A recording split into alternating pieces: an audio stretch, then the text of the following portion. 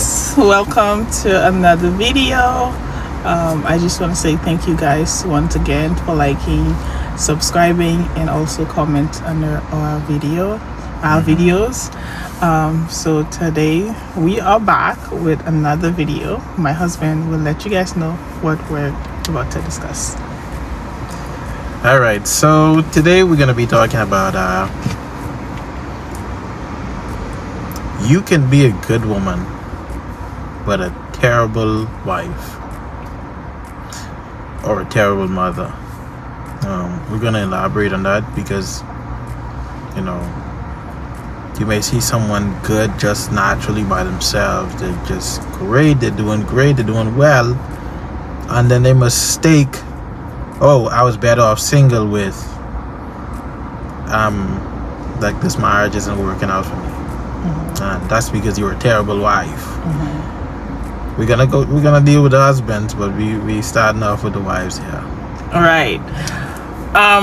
So we are out right now. We don't have our mic, obviously, so we have to be a little louder, babe. Yeah, we gotta speak louder so y'all can get it into your thick skulls.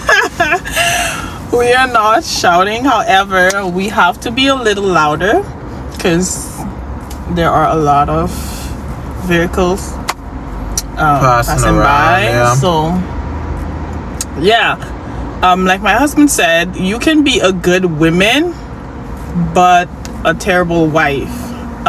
What do we mean by that? Do you want me to start first? If you want to, go ahead, do your thing. Okay. We've been married for 9 to 10 months. Yeah, going on 10. And we can speak a little bit about it. I know for some people it's like, oh, still kind of fresh, but we've learned a lot of things during the 9 months. And also people can say, oh, it's early on in your marriage. It's never early on in your marriage, because I know people who got married in like 6 months they got divorced. So it's like things was not working out for them. Hold on. What? Another thing I'll say is people like to judge quality and quantity the same. I've known and seen marriages where they've been together 40-50 years, and then politics is one thing and they just fall flat on their face. If you learn the secret about your husband or wife, like, you would never be able to take it. They wouldn't be able to stay. And because again, quality and quantity isn't the same. Me and my wife we know literally everything about each other. Like, there's nothing to hide, because we did not build our foundation on lies and trying to withhold things from each other. Like, from the beginning, I told my wife literally everything. I was like, hey, you gonna leave? That's what I appreciate about him. Even though the transparency was scary, but it was good, because I needed to, I needed for you to be, I needed to hear it. I needed for you to be transparent. So now, like, anytime you tell me something, I believe you, and I don't have to doubt that you're telling me lies, or I have to investigate and those things, because I know even if it's hurt, he's gonna tell me. I'm gonna tell her the truth. And he might not be blunt with it, but he's gonna find a way to communicate. He's a good communicator, so he's gonna find a way to say it. Yeah, maybe I'm gonna be offended, maybe not, but I'm still gonna say it, because at the end of the day,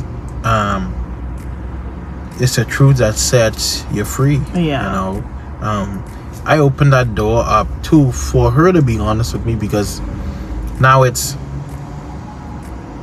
not like we're in a business contract. It's like we're in a marriage, how it's supposed to be. Like, she's to me greater than a sister, greater than my mother, I'm to her greater than a father, greater than a brother. And we're friends first, best friends first. And that's the we're not enemies. We never look at each other as enemies, even if we wrong each other. We're not enemies here. So, exactly. Right. we going on a rant for a little bit, but hey, yeah.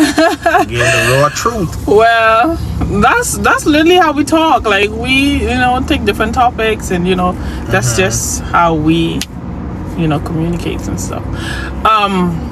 So let's go back to what we were saying about you can be a good woman, but not a good wife. I've watched a video on, I don't think it was TikTok or like one of the platforms, that a guy asked a girl, what make you qualified to be a wife? And she said, I know how to cook, I know how to clean, and blah blah blah. And I was like, oh, nah. Because growing up in the Caribbean, if you know, like our parents, for the ladies, for the girls, like you grew up cleaning, cooking, and stuff like that. And it was like, oh, that's what we taught by our parents, and gonna teach you how to clean, how to cook for your husband and stuff like that. But they don't know that cooking and cleaning is not what making you a good wife. It's not the foundation. Exactly, it's not what making you a good wife, because you can have a husband who knows how to cook. My husband, he knows how to do a little thing, and YouTube is right there, so everything is on the internet. It's just like following instructions. But if you think like cooking and cleaning it's what's gonna keep a man, then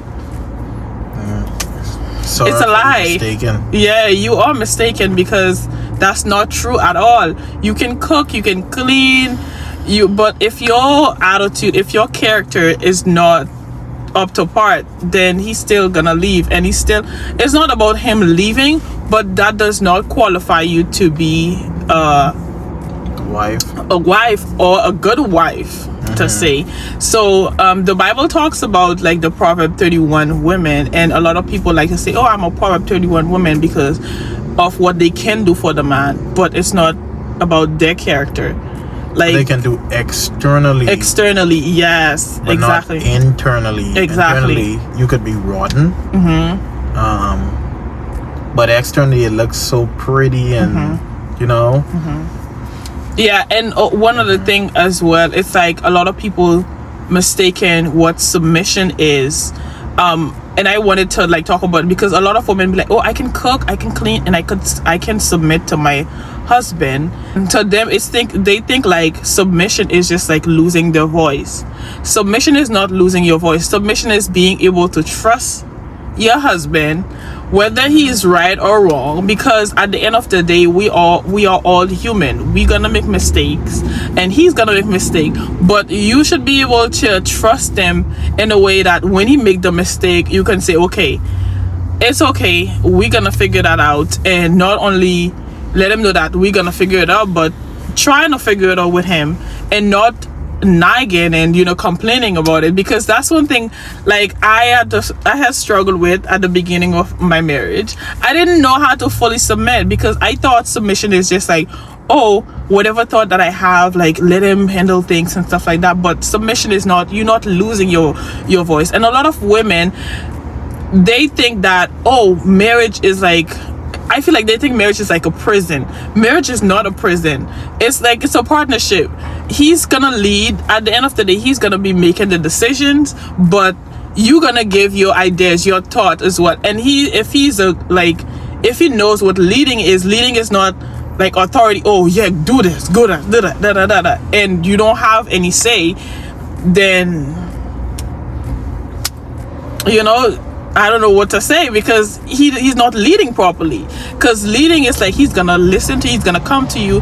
And that's one thing that I really appreciate in my husband, because he always, whenever that he's making a decision, he always come back to me and asks, how do I feel about it, what is my thought about it. So when I let him know my thought, then he's gonna go like and reconsider whatever decision that he's making. And if my ideas, because like the woman, you are the helpmeet. You're not just here to be pretty or to be just to be silent or whatever the case may be, but you are here to actively, proactively, working as well and helping him being the leader that God want him to be.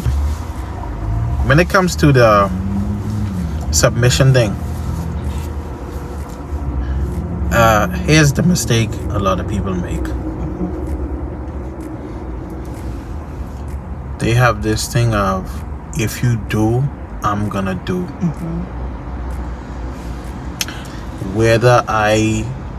Whether he's leading right or not, your job is to submit. Your submission shouldn't be conditional. Now, if the man is asking you to do something contrary to God, that clearly Scripture says, he's telling you to go steal or sell drugs, you already know, like, that's common sense. That's common sense.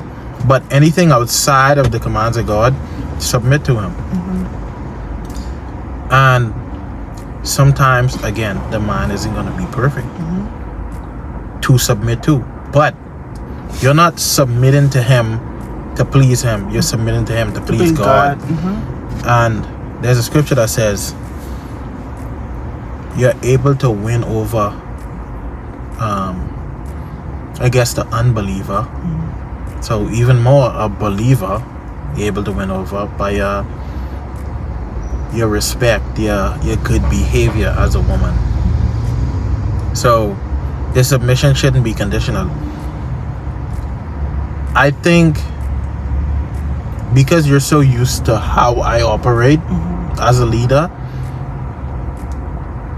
you kind of don't see anything outside of it.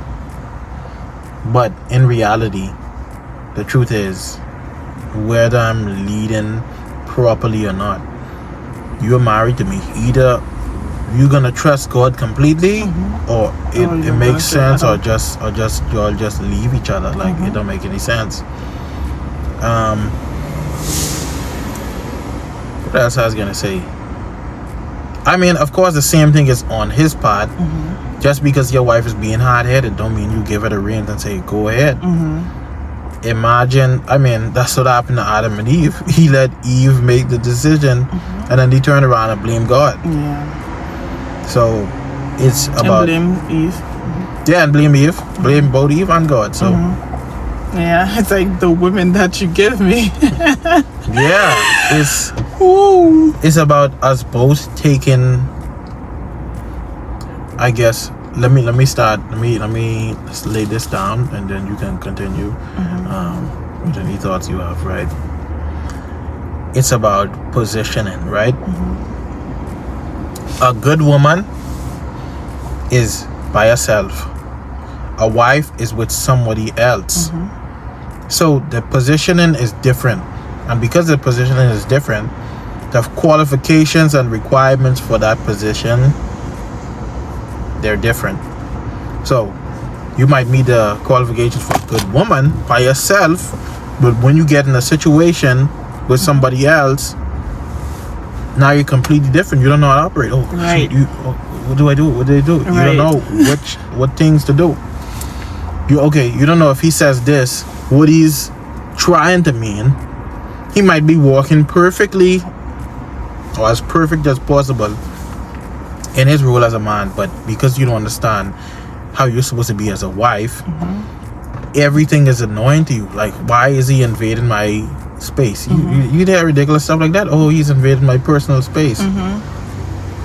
Yeah, when you're married, nothing is personal anymore, because now you both become one flesh. So how are you gonna be one flesh if you have your things going on this side, and then he has his thing going on that side? And also, like, another thing I feel like people take personal is the phone, because I just want to say that if you married and then you don't know your husband's password and he doesn't know your password as a woman, then you're not in marriage. Like, literally, like, you're not in a marriage. Because I've seen couples where, my phone is so personal to me, and I can't share the password of my phone to my husband, and I can't share the password of my phone to my wife. And my dear, you just open a door for the enemy to just walk right in. But let's go back to what I was saying. I've seen a lot of women thinking that cooking, cleaning is what make them a good wife. Cooking and cleaning is not what making you a good wife. When a man is leading, yes, naturally you are like women. We nurturing. We have like the motherly instinct. I would say that we taking care of everybody. We want to take care of people. We nurture it to others and stuff.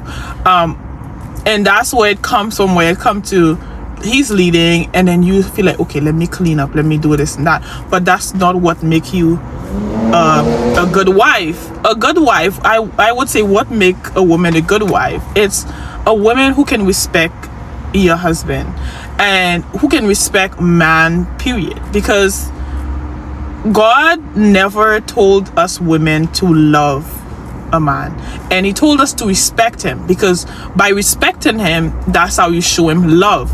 And when I say respecting him, it's like verbally and also with your action as well, because I've seen women, they're like, oh yeah, I'm not gonna listen to him, and he doesn't know what he's talking about, and da da da da da. And it's like I was telling my husband, right, I do have a reverence for him to a point where, okay, I can be at home doing my thing and whatever, but as soon as I see him, it's not like I'm scared of him or anything, right? But as soon as he called me, he's like, babe, I'm on my way home, or like I heard him at the door, I just wake up and just start doing everything and start fixing everything, because I hold him to an esteem that I have this reverence. It's like, oh, my husband is coming home. I know, like, if he comes home, if everything is dirty in the house and stuff like, just to give you an example, he's not gonna care. He's gonna be like, oh baby, how you doing, and stuff like that, and hug me and say, okay, we're gonna do it later, don't worry about it, because that's the type of person he is.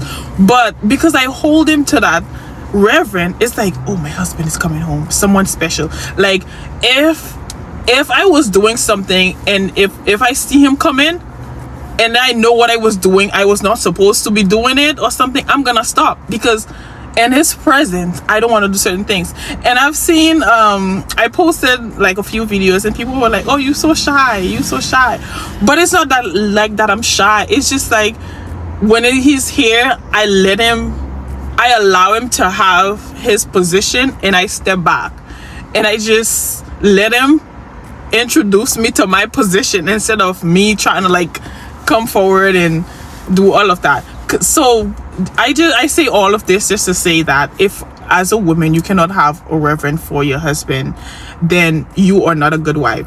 If you cannot respect him like the scripture told you to do, then you can be a good woman, but you thinking that, okay, you're gonna cook for him, you're gonna make him a meal, then he's gonna be like the happiest person in the world, and you don't respect him, you nagging and everything, you complaining about, and he doesn't do that, you don't appreciate him, then you're not a good wife. That's what I can say. Cooking and cleaning doesn't make you a good wife, because he can cook himself, he can clean himself. You just here as a helpmate, just because he goes to work and he provides and stuff like that. It's come natural, just like he provide. I want to say that as well. A man providing doesn't make him a good husband. That's what God called him to do. Man going to work, of course, different situation called for different help. When you understand the scripture, there's a scripture that says the woman was made for man, not man for the woman. When you let the scripture settle and rest in your heart, the woman understands her role better. Help meet. What does help meet mean?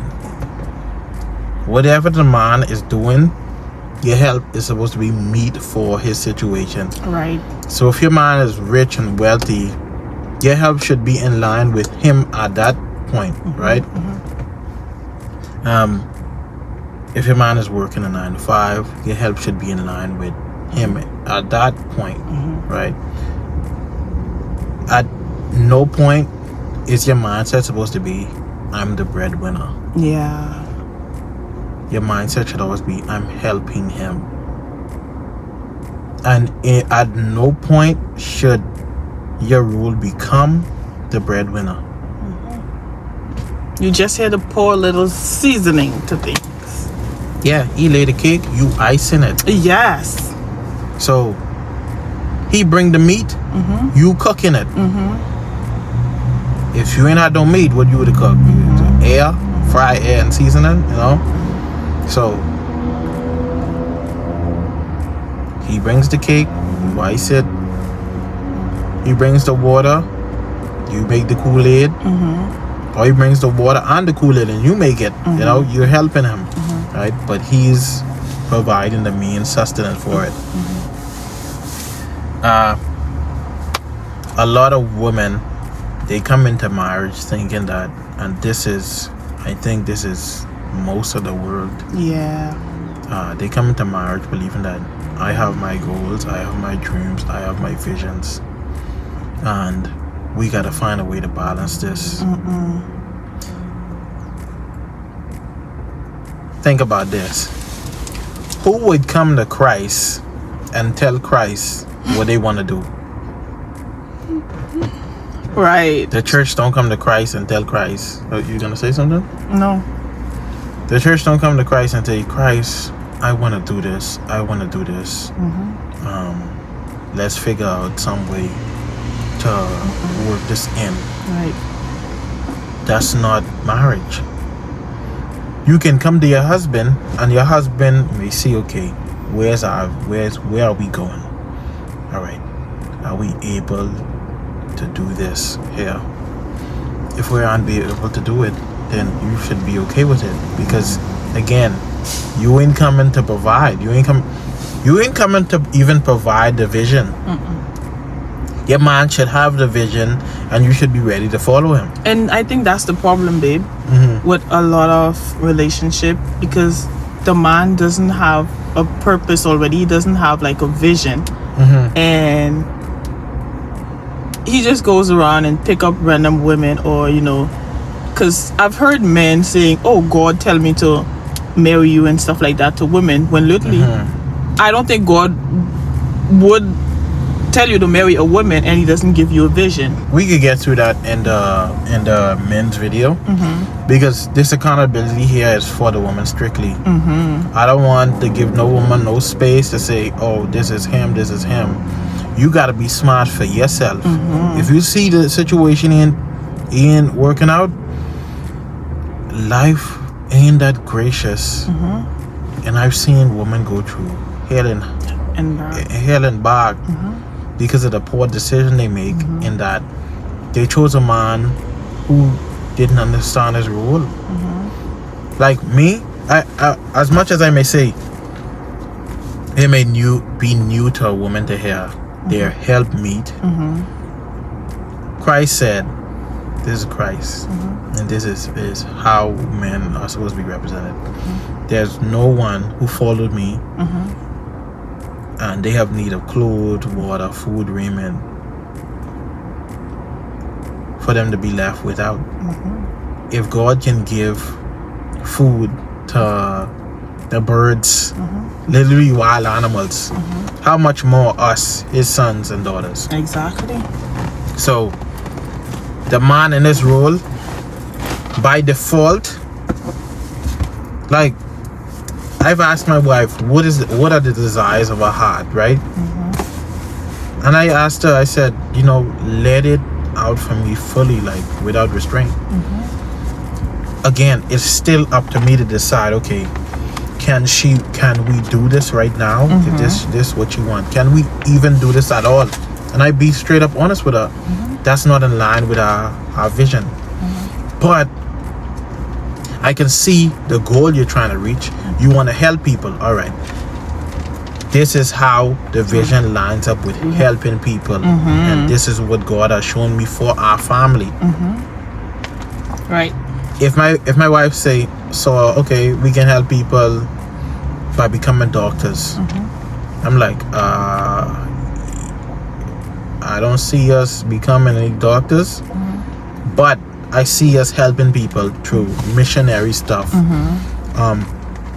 being able to provide certain facilities or certain resources for doctors to come on those missionary trips. So it's all of it is, it comes down to seeing your position. If you're working in a hospital, you can't be thinking like you work at a gas station. You're not pumping gas, right? No offense to the people. No offense to pumping gas. I pumped gas before, so Yeah. I can talk like this. All right. Again, if you're a single woman, don't think it's the same position as being a wife. Two different positions. Two different positions. You and you's a pastor. Don't think it's the same position as being your lead at home. If you can't lead at home, don't tell them you coming in front of the people to lead the church. You're gonna be a terrible father and you're gonna be a terrible pastor. You could be good at one and terrible at the other, right? But it's still, again, it's different positions. Father home, you have less people to manage. Church, you have more people to manage, which requires more of you. Single, it's just you. As a wife, you have more than one person that you have, and this person is your head now. You ain't leading your life, you're on your own, you know. So yeah, you want to say something, Mama? Yeah. Go ahead. So yeah, like my husband said, as a woman, you are not leading yourself anymore as a wife. My bad. Because women thinking that, oh, I'm ready to be a wife, I'm ready to be a wife. But are you ready to, like, literally put your life into somebody else's hand? Are you able to trust somebody else with your life? And that's what submission is. You're able to trust the person with your life. You're able to trust that the person will make the right decision for us. You're able to listen to that person. You're able to hold that person to a reverend. You were able to, because sometimes in marriage, do you know how many times I had to zip it? Not everything that's, if it's gonna hurt him, if it's gonna make him feel disrespected, then zip it. Sometimes you have to rebuke the enemy because he gonna bring this thought and trying to push you to drag your husband down because he's gonna make mistakes. He doesn't know it all. And the importance of the words of a woman.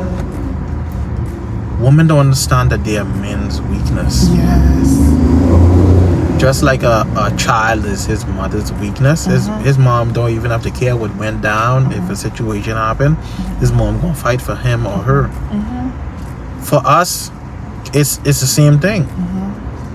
You all come to us, you all tell us certain words. It's like it hits heavier, and that's why the enemy, he used Eve to get to Adam. He didn't go to Adam by himself, or he didn't go to them both. All you have to do is get through to you, and that man, he could have been having a great weekend. You just say something, this dude is like, yo, you ruin it for him. I'm ready to jump off a plane, like no parachute, with glass bottles on the floor. Like, right. And easy like that, you can just ruin everything.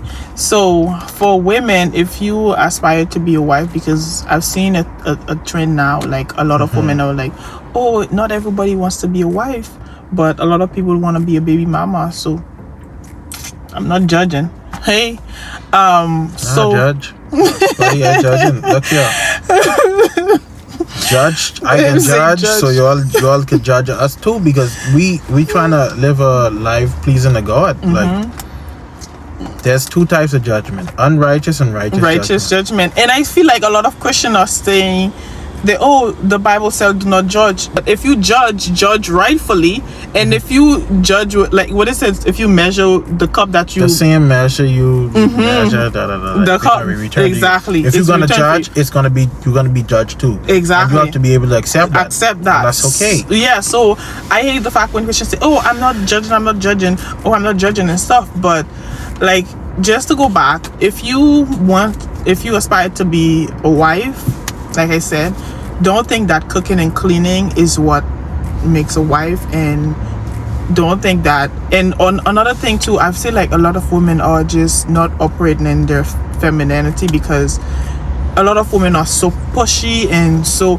I would say, especially coming from the Caribbean, a lot of us so aggressive in a way that I had to learn myself to just tone it down at times, allow my husband to take control of things. And also, one other thing that I notice a lot with women is like, if you go to a place, you got invited to a place, and then both of you are there, it's usually been the woman doing all the yapping and, you know, going up on people and stuff like that. As a woman, there's nothing feminine about that. So if you go at a place, you have to be able, yes, you present yourself beautifully, but at the same time, you have to be seen instead of heard. Like, let your husband do most of the talking. You can talk, but let your husband go up to people and introduce you and do things like that. But don't be so, you know, up in our culture we call that summon. Don't be so summon to just run up to everybody and just like, you don't know people, and you not allow your husband to operate in his masculinity, and he's just gonna step back and watch you, you know. So all these things is things that to keep in mind if you aspire to be a wife, if you want to be a wife and stuff like that, because cooking and cleaning is not what makes a wife. You have to work on your character. As we get, you know, more deep in the videos, we're gonna start looking at questions in the comments. So comment, like, share, subscribe.